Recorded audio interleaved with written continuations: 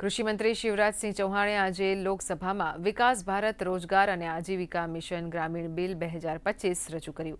આ બિલ મહાત્મા ગાંધી રાષ્ટ્રીય ગ્રામીણ રોજગાર ગેરંટી અધિનિયમ 2005નું સ્થાન લે છે।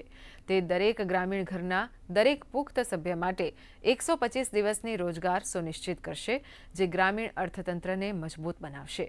નવા બિલનો ઉદ્દેશ કામદારોને વધુ કાર્યકારી દિવસોની ખાતરી, વધુ સારું વેતન, મજબૂત સુરક્ષા અને વધુ પારદર્શક અમલીકરણ પદ્ધતિ प्रदान करवानो छे। महात्मा गांधी हमारे दिलों में बसते हैं और माननीय अध्यक्ष जी, महात्मा गांधी जी का, पंडित दीनदयाल जी का ये संकल्प था कि जो सबसे पीछे है, जो सबसे नीचे है, उनका कल्याण सबसे पहले किया जाए।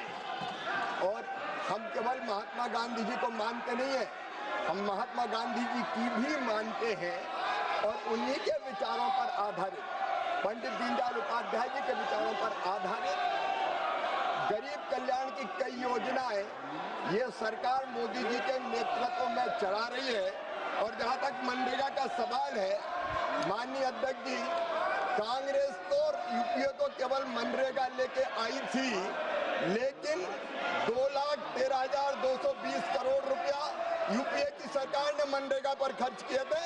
हमने 8,53,810 करोड़ रुपया गरीबों के कल्याण के लिए खर्च किए और इस योजना को और मजबूत करने की कोशिश की। और आज भी माननीय अध्यक्ष महोदय, तकलीफ क्या है? 100 दिन की गारंटी के बजाय हम 125 दिन की गारंटी दे रहे हैं